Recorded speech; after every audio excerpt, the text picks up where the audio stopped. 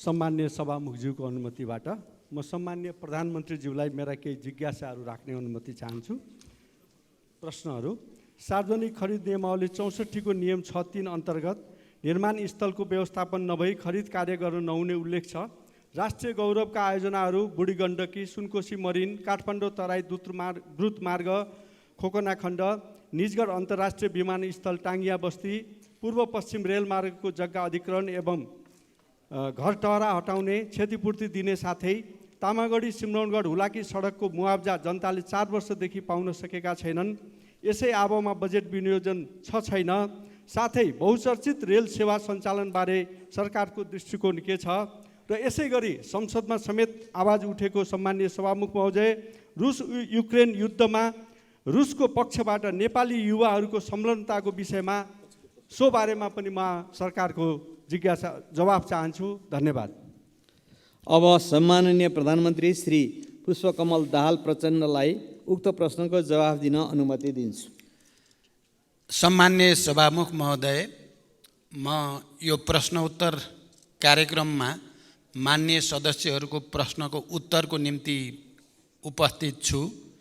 म प्रश्न उत्तरमा सहभागी हुनु अगाडि केही दिनदेखि आएको अविरल वर्षाको कारण पूर्वी नेपालका खास गरी सङ्खुवासभा, ताप्लेजुङ, पाँचथरका जिल्लाहरूमा ठुलो धनजनको क्षति भयो र त्यसको प्रत्यक्ष अवलोकन गर्न नेपाल सरकारको तर्फबाट हामी त्यहाँ पुग्यौँ पनि। तर मौसमको खराबीको कारणले सबै चिज यथार्थ अवलोकन गर्न त हामीले सकेनौँ। तैपनि हामीले त्यहाँको निम्ति तत्काल आवश्यक पर्ने राहत, उद्धार र पुनर्स्थापनाको सम्भावनाबारे छलफल गऱ्यौँ र युद्ध स्तरमा उद्धार र राहत कार्यक्रम अगाडि बढाउन सम्बन्धित सबै निकायहरूलाई निर्देशित दियौँ। म अहिले त्यसको व्याख्या होइन, खालि म मृतकहरूप्रति श्रद्धाञ्जली र शोक सन्तप्त परिवारहरूप्रति समवेदना व्यक्त गर्न चाहन्छु। त्यसै गरी आज ओखलढुङ्गामा पनि फेरि पहिरोमा परि जो 4 जनाको क्षति भएको कुरा आएको छ, उहाँहरूप्रति पनि म श्रद्धा व्यक्त गर्न चाहन्छु र पीडितहरूप्रति संवेदना व्यक्त गर्न चाहन्छु। हामी सबै मान्य सदस्यहरूसँग नेपाल सरकारको तर्फबाट हाम्रो विकासको मोडालिटीको बारेमा, हाम्रो भौगोलिक अवस्थितिको बारेमा भौगोलिक अध्ययन गरेर बस्तीको बारेमा हामीले गम्भीर रूपले र रणनीतिक रूपले नसोच्ने हो भने यस्ता घटनाहरूको पुनरावृत्ति भइराख्ने स्थिति छ। यतातिर नेपाल सरकारको पक्कै पनि गम्भीर रूपले ध्यान आकर्षित भएको छ। म सबै मान्य सदस्यहरूले पनि यो विषयलाई हामीले दीर्घकालीन ढङ्गले विचार गर्न जरुरी छ भन्ने आग्रह गर्न चाहन्छु। अब म प्रश्न उत्तरतिरै लाग्छु। सरकारले राष्ट्रिय गौरवका आयोजनामा बजेट सुनिश्चित गर्ने गरेको छ। राष्ट्रिय गौरवका आयोजनाहरूमा विनियोजित रकम कम हुने अवस्थामा पनि आवश्यकता अनुसार थप बजेटको व्यवस्था गर्ने गरिएको छ। निजगढ अन्तर्राष्ट्रिय विमानस्थल आगामी आर्थिक वर्षमा साइट क्लियरेन्स गर्ने कार्य सम्पन्न गर्ने कुरामा सरकारको गहिरो ध्यान छ। रेल सेवा सञ्चालन गर्ने बारेमा सरकार सकारात्मक रहेको छ।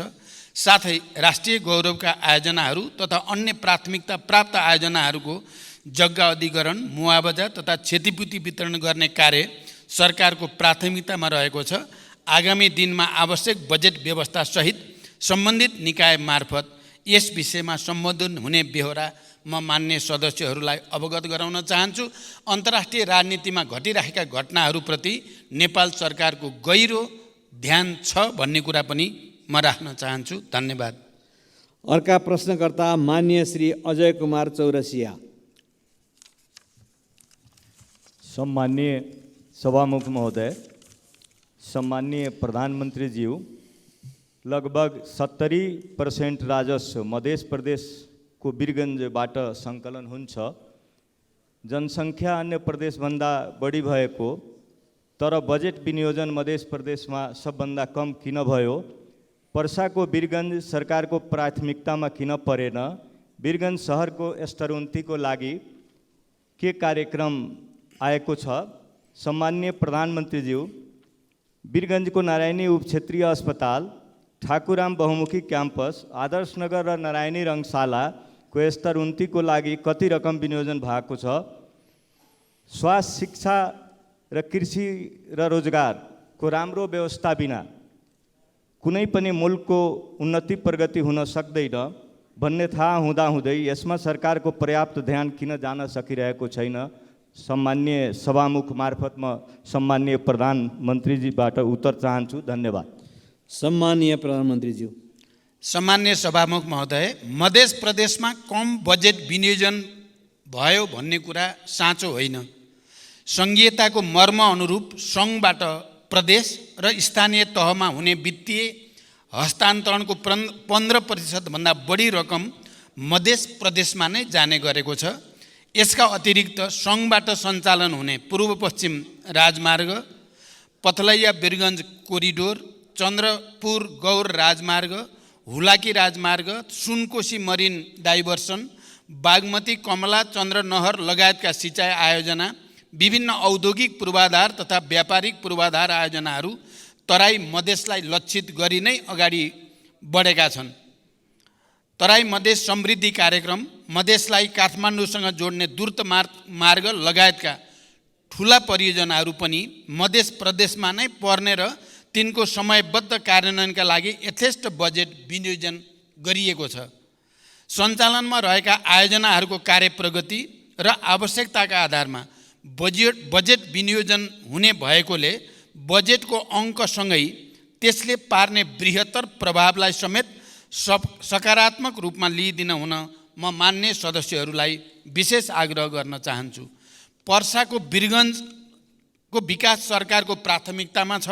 नारायणी रङ्गशालामा आगामी वर्षका लागि 1,50,00,000 विनियोजन गरिएको छ। नारायणी अस्पतालको लागि रु 41,30,00,000 विनियोजन गरिएको छ। ठाकुरराम बहुमुखी क्याम्पसका लागि विश्वविद्यालय अनुदान आयोग मार्फत अनुदान जाने व्यवस्था मिलाइएको छ। सरकारले मानव जीवनसँग सम्बन्धित अत्यावश्यक विषयहरू स्वास्थ्य, शिक्षा, कृषि र रोजगारीलाई उच्च प्राथमिकतामा राखेको छ। सरकारले स्वास्थ्य पूर्वाधार निर्माण, मेसिन उपकरण खरिद र जनशक्तिका लागि आवश्यक पर्ने रकम विनियोजन गरेको छ। बजेटको आकार चालु वर्षको भन्दा सानो हुँदा पनि आगामी वर्षको बजेटमा शिक्षाको बजेट घटाइएको छैन। कृषि क्षेत्रका लागि उत्पादनमा आधारित अनुदान, रैथाने बाली प्रवर्धन, रासायनिक मलमा बजेट व्यवस्था लगायतका कार्यक्रमहरू रहेको जानकारी गराउन चाहन्छु। धन्यवाद। अर्का प्रश्नकर्ता मान्य सदस्य श्री अञ्जनी श्रेष्ठ।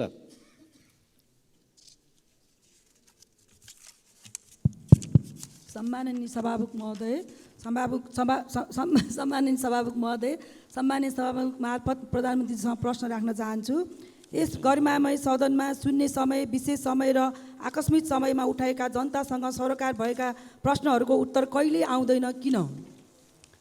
यो सदनमा प्रस्तुत बजेटमा 77 जिल्लालाई सम्बोधन गर्दा जनतालाई सरकार छ कि छैन महसुस भएन।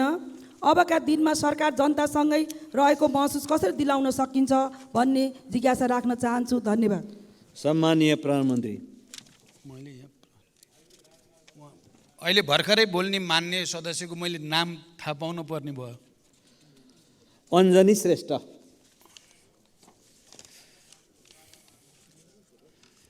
सम्मान्य सभामुख महोदय, सम्मानित सदनमा शून्य समय र विशेष समयमा मान्य सदस्यले उठाएका विभिन्न प्रश्नहरूमा सरकार संवेदनशील भई तिनको जवाफ नियमित रूपमा दिइ नै रहेको छ। सदनमा उठाइएका प्रश्न र जिज्ञासाहरूको जवाफ दिने जिम्मेवारी र उत्तरदायित्वबाट सरकार कहिल्यै पछि हटेको छैन र कहिल्यै पछि हट्ने पनि छैन। राष्ट्र र नागरिकको समग्र हित तथा समुन्नतिका लागि सरकार सदैव प्रयत्नशील रहँदै आएको छ र प्रयत्नशील रहि नै रहनेछ। जनसरकारका विविध विषयलाई उचित सम्बोधन गर्दै तथा विकास निर्माण कार्यलाई गति दिँदै सरकार र नागरिक बीचको सम्बन्धलाई सुदृढ बनाउन सरकार दृढ सङ्कल्पित रहेको जानकारी गराउँछु। धन्यवाद। अर्का प्रश्नकर्ता मान्य श्री अनिता देवी। मान्य श्री अनिता देवी।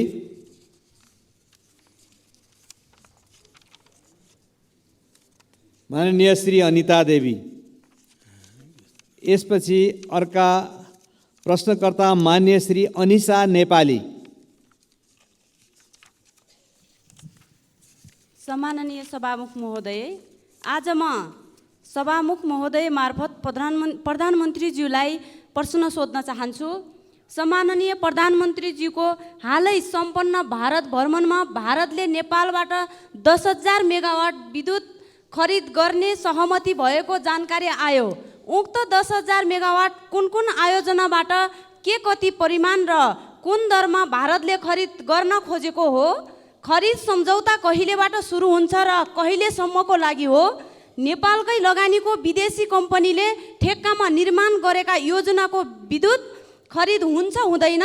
यस सम्बन्धमा के कस्तो कार्यविधि तयार हुँदैछ? यस्तो महत्त्वपूर्ण विषय संसदको जानकारीको विषय हो कि होइन? धन्यवाद। सम्मानीय प्रधानमन्त्री। सम्मान्य सभामुख महोदय, भर्खरै मैले मित्र राष्ट्र भारतको भ्रमण गर्दा नेपालको जलविद्युत विकासका लागि लगानी भित्र्याउन र उत्पादित विद्युत निर्यात गर्ने सम्बन्धमा महत्त्वपूर्ण कार्यहरू भएका छन्। भारत सरकारले आगामी 10 वर्षमा नेपालबाट 10,000 मेगावाट जलविद्युत खरिद गर्ने प्रतिबद्धता भारतीय प्रधानमन्त्री श्री नरेन्द्र मोदीजीले व्यक्त गर्नुभएको कुरा अवगत भएकै छ। भारतसँगको दीर्घकालीन ऊर्जा व्यापार सम्झौतामा प्रारम्भिक हस्ताक्षर भ्रमणकै दौरानमा भइ पनि सकेको छ। सम्झौतामा अन्तिम हस्ताक्षर छिटै हुने विश्वास छ। देशमा हाल वर्षायाममा विद्युत उत्पादन क्षमता करिब 2800 मेगावाट रहेको छ भने अधिकतम खपत करिब 1900 मेगावाट पिक डिमान्ड रहेको अवस्था छ। आन्तरिक खपतभन्दा बढी भएको ऊर्जा खेर जान नदिने गरी छिमेकी भारतमा विद्युत निर्यात भइरहेको छ। यसबाट देशको व्यापार घाटा न्यूनीकरण गर्न समेत महत्त्वपूर्ण योगदान पुगिरहेको छ। देशभित्र नै अधिकतम आन्तरिक विद्युतीय ऊर्जा खपत वृद्धि गर्न सरकारले ऊर्जा खपत सम्बन्धी कार्ययोजना ल्याइसकेको छ र सो अनुसार काम अगाडि बढिरहेको कुरा पनि म यो सम्मानित सदनलाई जानकारी गराउन चाहन्छु। हाम्रो देशमा जलविद्युत उत्पादनको अत्यधिक सम्भावना रहेको र देशको समृद्धि हासिल गर्नका लागि एउटा महत्त्वपूर्ण स्रोतको रूपमा ऊर्जा व्यापार हुन सक्ने तथ्य निर्विवाद रूपमा रहेको छ। आन्तरिक खपतभन्दा बढी उत्पादन भएको विद्युतलाई निर्यात गरेर देशको आर्थिक विकासमा योगदान पुर्याउने लक्ष्य सरकारले लिएको छ र देशको आन्तरिक खपतलाई हेरेर अल्पकालीन, मध्यकालीन र दीर्घकालीन रूपमा खरिद सम्झौता गरिनेछ। हाल नेपाल सरकार एवं निजी क्षेत्रबाट निर्माणाधीन निर्माणको तयारीका अवस्थामा रहेका विद्युत आयोजनाहरूबाट उत्पादन हुने विद्युत मध्ये आन्तरिक खपत गरी बाँकी हुने विद्युत मात्र निर्यात गरिने नीति नेपाल सरकारको रहेको कुरा पनि म स्पष्ट गर्न चाहन्छु। आवश्यकताअनुसार निर्यात हुने परिमाणलाई मन्त्रालयका सचिव स्तरीय समितिले थपघट गर्न सक्ने व्यवस्था समेत रहेको छ। प्रचलित कानुनको परिधिभित्र रही विद्युत व्यापार हुनेछ। यस सम्बन्धी कार्यविधि ऊर्जा, जलस्रोत तथा सिँचाइ मन्त्रालय र नेपाल विद्युत प्राधिकरणबाट तयार पार्ने काम अगाडि बढिरहेको जानकारी गराउँछु। धन्यवाद। अर्का प्रश्नकर्ता मान्य श्री अब्दुल खान।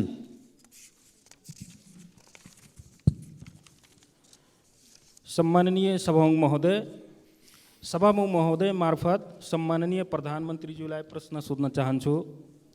तराई मधेसतिर किसानहरू लगभग धानको बिउ राखिसकेका छन्।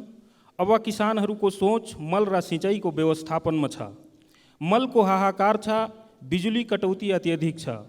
सीमा नाकामा जनताले दिनहुँ गाली पिटाई खाइरहेछन्।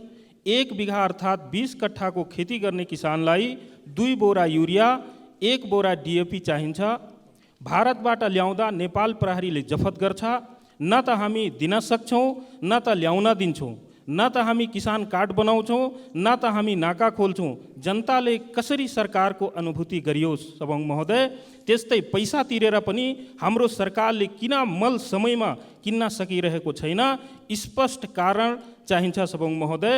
100 रुपियाँ भन्दा माथिको सामानमा भन्सार कर लगाउनु कतिको जायज छ? हस्, धन्यवाद। सम्मानीय प्रधानमन्त्री। सम्मान्य सभामुख महोदय, रासायनिक मलको आपूर्ति व्यवस्था विगतका वर्षहरूमा भन्दा सुदृढ भएको जानकारी गराउन चाहन्छु। 2079 श्रावण महिनादेखि हालसम्म 3,51,000 मेट्रिक टन रासायनिक मल आयात भएको छ। त्यो मध्ये 71,000 मेट्रिक टन विभिन्न बिक्री डिपोहरूमा मौजदात रहेको छ।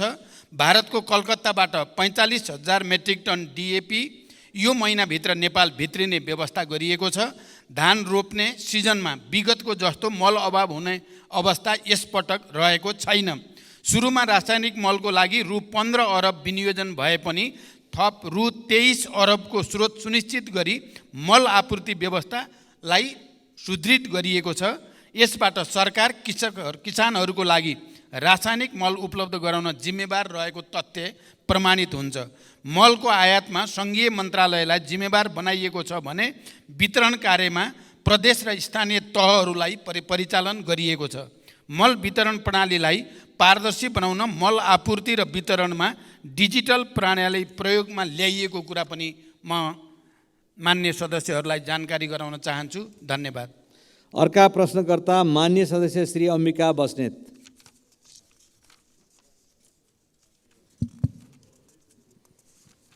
सम्माननीय सभामुख महोदय मार्फत सम्माननीय प्रधानमन्त्रीज्यूसँग जिज्ञासा राख्न चाहन्छु। गोकर्णेश्वर नगरपालिका वडा नम्बर 1 शिवपुरी राष्ट्रिय निकुञ्जभित्र पर्दछ। त्यहाँ सर्वसाधारण नागरिकहरूको बसोबास पनि छ। त्यो बस्तीभन्दा बाहिर बस्ने नातागोता भाइ साथीभाइहरू आउँदाखेरि शुल्क तिरेर मात्र जानुपर्छ। त्यही क्षेत्रभित्र गोसाइँकुण्ड जाने बाटो पनि छ, हेलम्बु जाने पुरानो बाटो पनि छ। तर निकुञ्जलाई शुल्क नबुझाइ सहजै अभिलेखीकरण मात्र गरेर आवत जावत गर्न पाइँदैन। यसभन्दा पहिला शुल्क नलाग्ने भनी 2 चोटि क्याबिनेटले निर्णय गरिसकेको भए पनि कार्यान्वयन नभएको जानकारी गराउन चाहन्छु। त्यही राष्ट्रिय निकुञ्जभित्र पर्ने टोखा छहरे हुँदै नुवाकोट जाँदा अभिलेखीकरण मात्र गरेर निर्विवाद आवत जावत गर्न पाइन्छ। एउटै निकुञ्जभित्र त्यस्तो विभेदकारी नियम किन लागू भइरहेको छ? सम्माननीय प्रधानमन्त्रीज्यूसँग मेरो जिज्ञासा छ र साथै त्यस्तो विभेदकारी नीति हट्नुपर्छ भनी जोडदार माग पनि गर्न चाहन्छु। हस्, धन्यवाद। जय नेपाल। सम्माननीय सभामुख महोदय, फेरि मलाई नाम भनिदिनु पर्ने भयो। यहाँ मेरो थोरै चाहिँ यो तलमाथि परेको छ। अम्बिका बस्नेत, मान्य श्री अम्बिका बस्नेतको प्रश्न छ। अम्बिका बस्नेत। अम्बिका बस्नेत।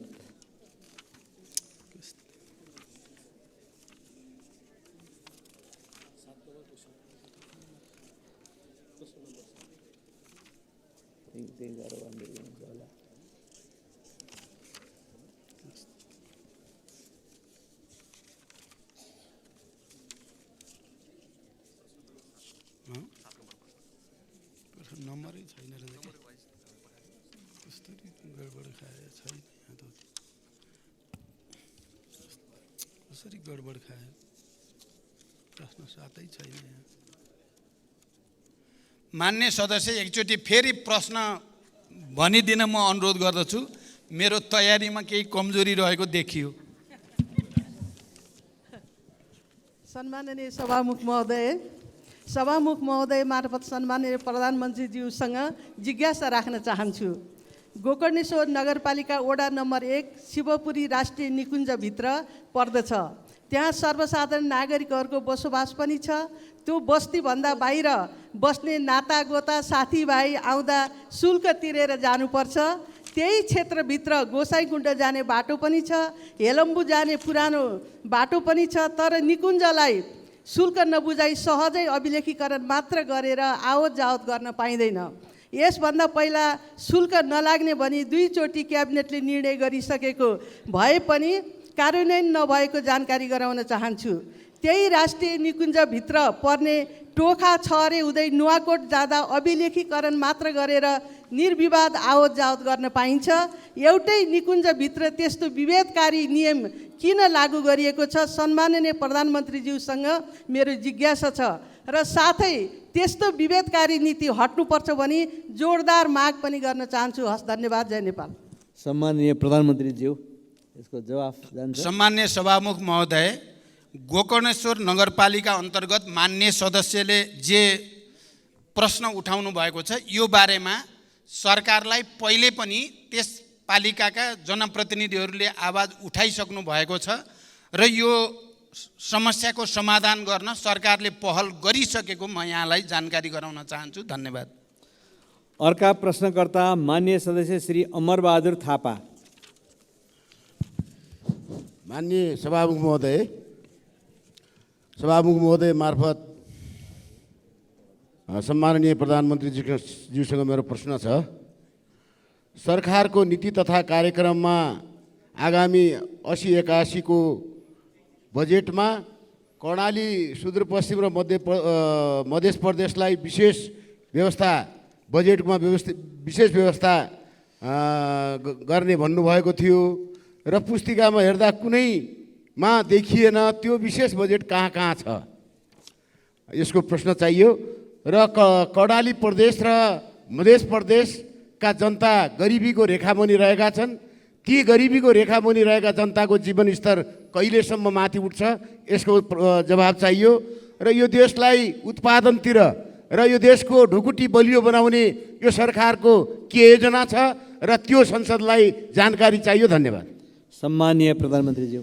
सभामुख महोदय, मान्य सदस्यहरूले मध्य प्रदेशमा बजेट विनियोजनका सम्बन्धमा उठाउनु भएको प्रश्नका सम्बन्धमा मैले भर्खरै यस सम्मानित सदनलाई जानकारी गराइसकेको छु। मान्य सदस्यले कर्णाली प्रदेशमा बजेट विनियोजनका सम्बन्धमा पनि प्रश्न गर्नुभएको सन्दर्भमा कर्णाली प्रदेशका लागि लक्षित गरी कर्णाली समृद्धि कार्यक्रम सञ्चालित छ। हिमाली तथा उच्च पहाडी जीविकोपार्जन कार्यक्रम समेत कर्णाली प्रदेशको माथिल्लो भूभागमा सञ्चालन भइ नै रहेको छ।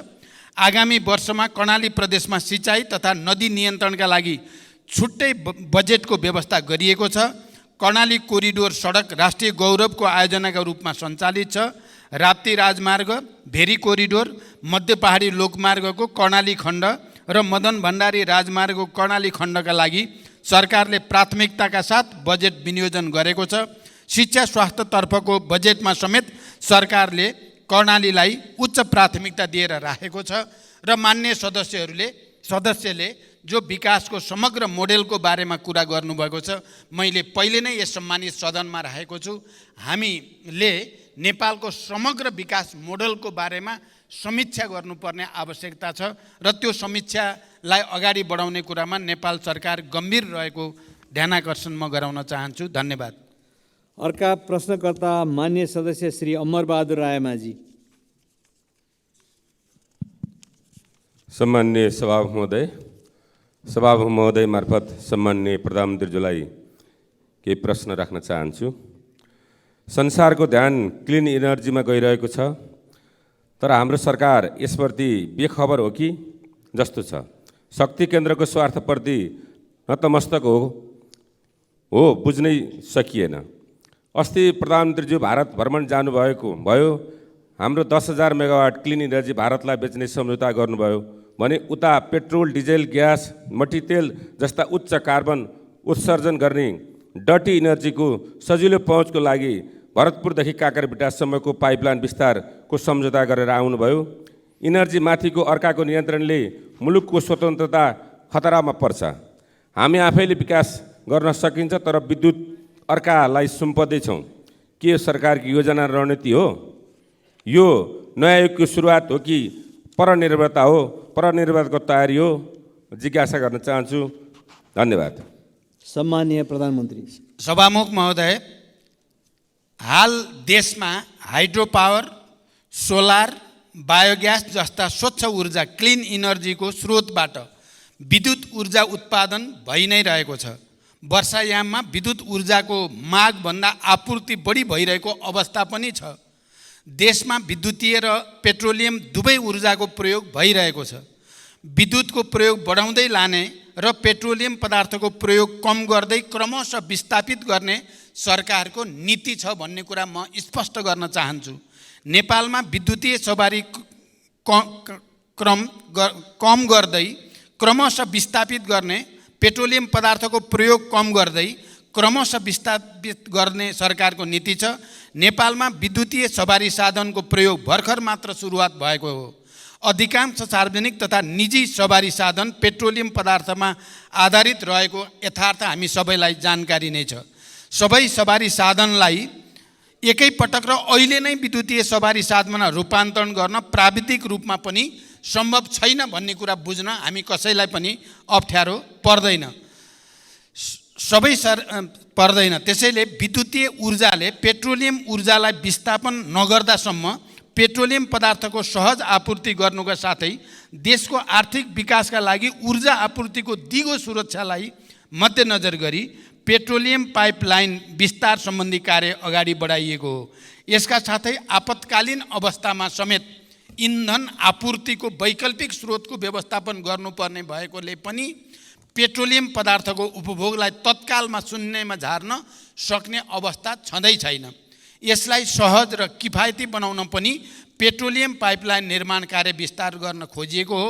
यसबाट इन्धन आपूर्ति सुनिश्चितता हुने, उपभोक्ता मूल्यमा कमी आउने तथा व्यापार घाटा न्यूनीकरण गर्न सहयोग पुग्ने विश्वास सरकारले लिएको छ। धन्यवाद। अर्का प्रश्नकर्ता माननीय डाक्टर अमरेश कुमार सिंह। सम्मानीय सभामुख महोदय, हाम्रो संविधानको प्रेम्बलमा लेखा छ, प्रेम्बल कुनै पनि संविधानको मुटु हुन्छ। त्यसमा लेखा छ कि सामन्ती निरङ्कुश केन्द्रीकृत एकात्मक राज्य व्यवस्थाले सृजना गरेको सबै प्रकारको विभेद र उत्पीडन अन्त्य गर्दै बहुजातीय, बहुभाषिक, बहुधार्मिक, बहुसांस्कृतिक तथा भौगोलिक विविधतायुक्त विशेषतालाई आत्मसात गरी विविधता बीच एकता, सामाजिक सांस्कृतिक एकबद्धता, सहिष्णुता र सद्भावलाई संरक्षण प्रवर्धन गर्ने, वर्गीय, जातीय, क्षेत्रीय, भाषिक, धार्मिक, लैंगिक विभेद र सबै प्रकारको जातीय छुवाछुतको अन्त्य गरी आर्थिक समानता, समृद्धि र सामाजिक न्याय सुनिश्चित गर्ने समानुपातिक, समावेशी र सहभागितामूलक सिद्धान्तको आधारमा समतामूलक समाजको निर्माण गर्ने सङ्कल्प गर्दै, ठिक यसको प्रेम्बलको भावना विपरीत 62-63देखि नै मधेसका 20 जिल्ला बजेट विनियोजन कम भएको देखिन्छ। साथै यसको प्रभाव सीधा मधेसको जिल्लाको सदरमुकाममाथि परेको छ। चाहे त्यो झापाको भरतपुर होस्, चाहे सुनसरीको इनरवा होस्, चाहे सप्तरीको राजविराज होस्, चाहे सिराको मारर होस्, चाहे सर्लाहीको मलङ्बा होस्, चाहे रौतहटको गौर होस्, यो सबै सदरमुकाममा देखिन्छ कि त्यहाँ बजेट विनियोजन नभएको कारणले त्यो सबैको उठीवास भइरहेछ। नयाँ नयाँ सहर हाइवेतिर बस्दै गइरहेछ। साथै यसको कारण के हो? दोस्रो कुरा, 72को संविधानमा समावेशीको ग्यारेन्टी गरिन्छ, तर यता राज्यको सम्पूर्ण संरचना, सुरक्षा निकाय, प्रशासनिक निकाय, न्यायपालिका, कूटनीतिक क्षेत्र असमावेशी हुँदै गइरहेको छ। खास गरी प्रधानमन्त्री बनिसकेपछि कति सरकारले नियुक्ति गरेको छ, त्यो नियुक्तिमा कति दलित, जनजाति, मधेसीको प्रतिनिधित्व छ। त्यतिकै नै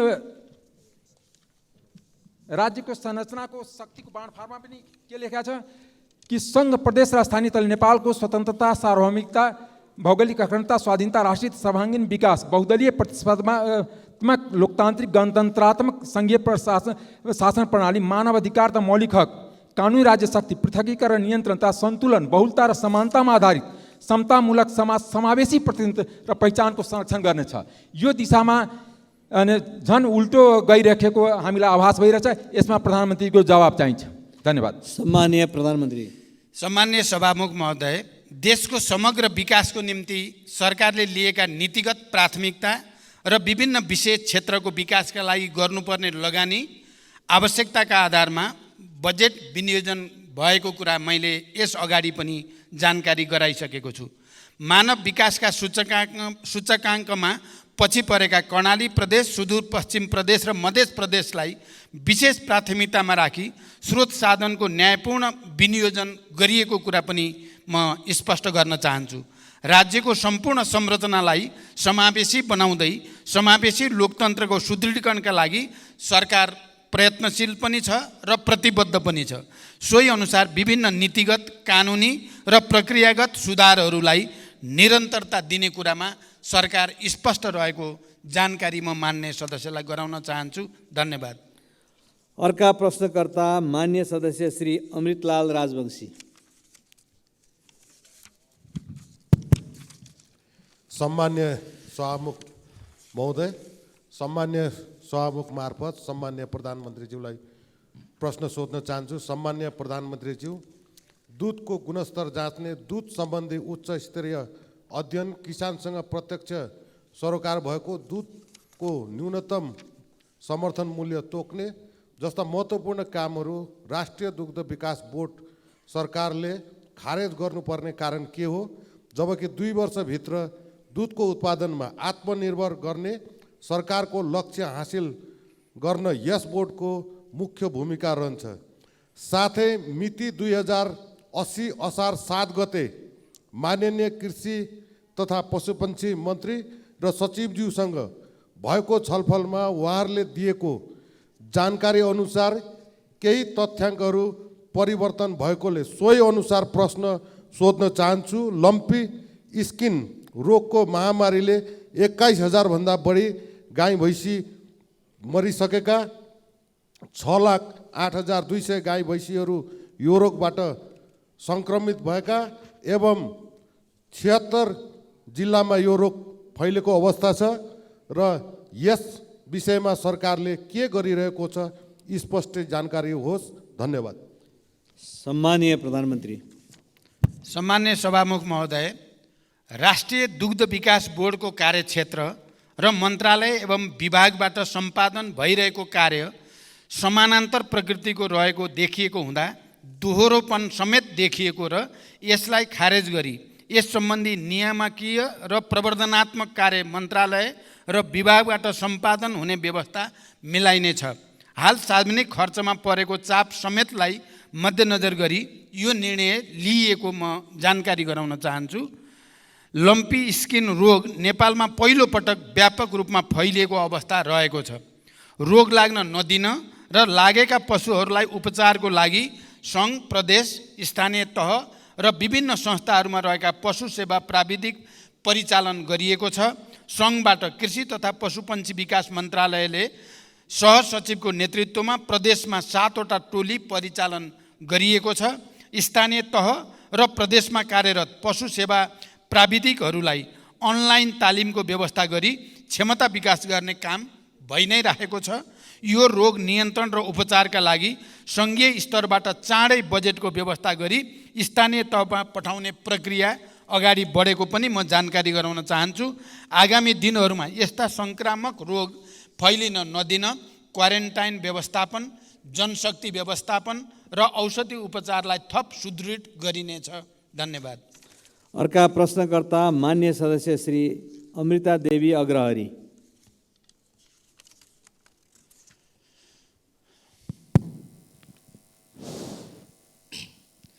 सम्मानीय सभामुख महोदय, सम्मानीय प्रधानमन्त्रीज्यूसँग मेरो प्रश्न थियो, विषय नागरिकताको थियो।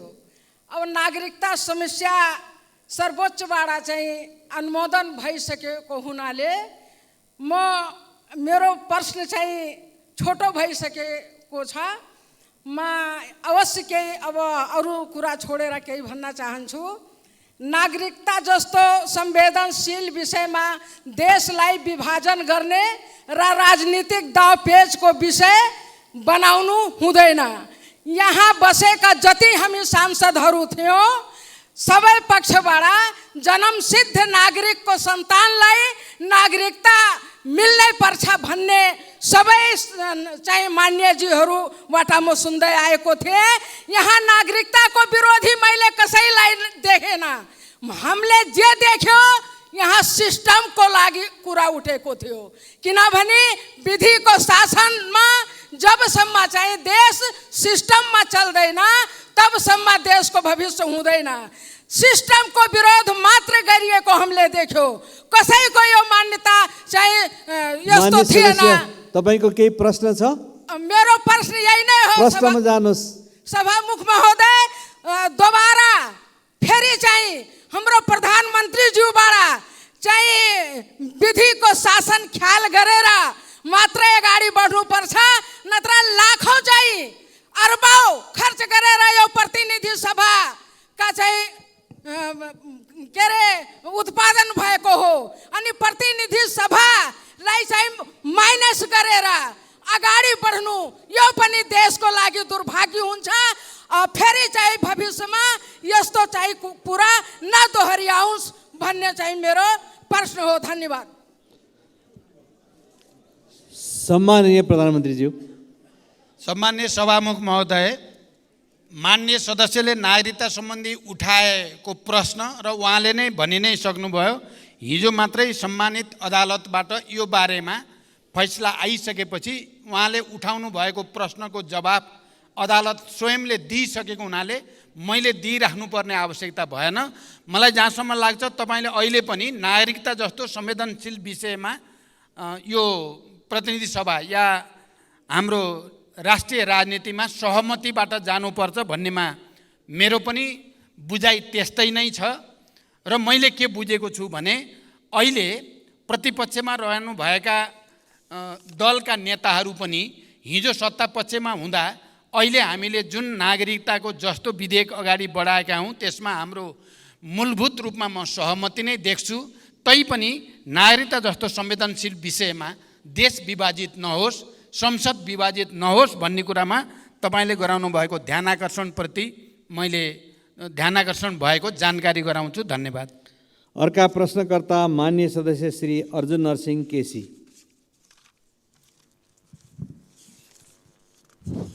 सभामुख महोदय मार्फत म प्रधानमन्त्रीलाई प्रश्न गर्न चाहन्छु। नेपाल कृषि प्रधान देश, हरेक वर्ष किसान जुन बेला खेतीको समय हुन्छ त्यो मल नपाएर ती किसानहरू हाहाकार पर छटपटिनु पर्ने स्थिति एकातिर छ। तर त्यही समयमा कालो बजारियामा जहाँ जति किन्न पाइन्छ पाइन्छ। त्यो कालो बजारिया नियन्त्रण छ, न मल चाहिँ आपूर्ति गर्न सक्ने स्थिति छ। भर्खरै प्रधानमन्त्रीले 3,50,000 मेट्रिक टनको कुरा गर्नुभयो। वर्षको झन्डै 5,40,000 मेट्रिक टन देशमा आवश्यकता छ। अब त्यसैले यो भोग्नु पो एकातिर त्यो छ भने यो दुःखद अवस्थालाई चिरेर जसोतसो उत्पादन गरेका कृषकहरूको दुध, तरकारी, फलफुल तथा खाद्यान्नको न्यूनतम मूल्य पनि नपाएर सडकमा फालाफाल गर्नुपर्ने स्थिति हामीले प्रत्येक दिन जस्तो देखिरहेका छौँ। र त्यो सँगसँगै अर्कोतिर उपभोक्ताले चर्को मूल्य चुकाउनु पर्ने स्थिति जुन छ, त्यो स्थितिको अन्त्य के यो वर्ष अन्त्य हुनसक्छ? त्यसमा विश्वास गर्न सकिन्छ? त्यसमा सरकार साँच्चै दृढ छ? धन्यवाद। सम्माननीय प्रधानमन्त्री। सम्माननीय सभामुख महोदय, कृषि उपजको बजार प्रणालीमा कृषकले न्यून मूल्य पाउने र उपभोक्ताले चर्को मूल्य तिर्नुपर्ने अवस्थाको अन्त्य गर्न प्रमुख खाद्यान्न बालीको सिजन पूर्व नै समर्थन मूल्य तोक्ने व्यवस्था नेपाल सरकारले गरेको छ। दुध उत्पादक कृषकहरूले पाउने न्यूनतम मूल्य तोकिएको छ भने उखु उत्पादक कृषकहरूलाई रु 70 प्रति क्विन्टलको हिसाबले अनुदान उपलब्ध गराउने व्यवस्था मिलाइएको छ। तरकारीको बजार प्रणालीमा देखिएका समस्या समाधान गर्न विकेन्द्रित प्रणाली अपनाई प्रदेश सरकार र स्थानीय सरकारलाई समेत जिम्मेवार बनाउने गरी कार्य अगाडि बढेको छ। आधुनिक कृषि बजार पूर्वाधारहरूको विकास तथा व्यवसायीहरूसँगको सहकार्यमा खरिद सुनिश्चितता गर्ने गरी कार्यक्रम सञ्चालित छन्। बजारको माग अनुसार नाशवान कृषि उपजको उत्पादन गर्न बजार सूचना प्रणाली स्थापना गरी कृषकहरूलाई सुसूचित गर्ने कार्यक्रम बनाइएको छ।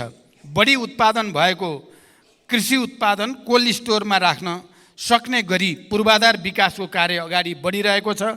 सरकारले केही कृषि उपजको न्यूनतम समर्थन मूल्य तोकिसकेको छ भने मान्य सदस्यहरूको सुझाव अनुसार सम्भव भएसम्म अन्य उपजको पनि न्यूनतम समर्थन मूल्य तोक्दै जाने सरकारको नीति रहेको जानकारी गराउन चाहन्छु। धन्यवाद। अर्का प्रश्नकर्ता मान्य सदस्य श्री अशोक कुमार चौधरी। सम्मान्य प्रधानमन्त्रीज्यू, मेरो नाम नोट गर्नुहोला। मेरो नाम अशोक कुमार चौधरी, फेरि भुल्नुहोला। सम्मान्य सभामुख महोदय, म सभामुख मार्फत प्रधानमन्त्रीज्यूलाई केही प्रश्न गर्न चाहन्छु। सम्मान्य प्रधानमन्त्रीज्यूले स्वयं 2080 जेठ 22 को सम्मानित सदनको बैठकमा सीमा सुरक्षा समस्या हल गर्दै लाने बताउनुभयो। तर भारततर्फ 4262 स्थानमा सीमा स्तम्भ मर्मत गर्नुपर्ने, 1533 सीमा स्तम्भ हराएको र चीनसँग 2वटा सीमा स्तम्भ निर्माण गर्नुपर्ने महालेखाको प्रतिवेदन 2079 मा छ।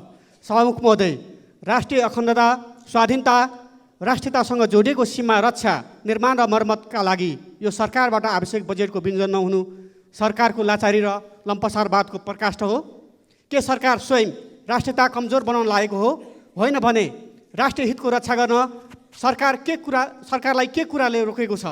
म सामान्य सभामुख मार्फत सामान्य प्रधानमन्त्रीज्यूलाई यसको उत्तर चाहन्छु। धन्यवाद।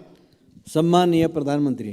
सम्मान्य सभामुख महोदय, नेपालको सार्वभौम सत्ता, राष्ट्रिय स्वतन्त्रता, भौगोलिक अखण्डता, सीमानाको सुरक्षा, राष्ट्रिय एकता लगायत राष्ट्रिय हितको रक्षाको लागि सरकार संवेदनशील र निरन्तर प्रयत्नशील रहेको जानकारी म गराउन चाहन्छु। यसै सन्दर्भमा अन्तर्राष्ट्रिय सीमा सुरक्षालाई थप सबल, सुदृढ र प्रभावकारी बनाउन सीमा स्तम्भहरूको नियमित मर्मत सम्भार गर्दै जाने र बोर्डर आउटपोस्टहरूको सुदृढीकरण र थप स्थानमा आउटपोस्ट निर्माण गर्दै लैजाने विषय सरकारको उच्च प्राथमिकतामा रहेको छ र सोही बमोजिम स्रोत साधन र जनशक्तिको व्यवस्था पनि गरिएको छ। हालसम्म स्थापना भएका 250 बोर्डर आउटपोस्टहरूमध्ये 128वटाको भौतिक संरचना निर्माण भएको र चालु आर्थिक वर्ष 79-80 सम्ममा थप 10 बोर्डर आउटपोस्टहरू निर्माण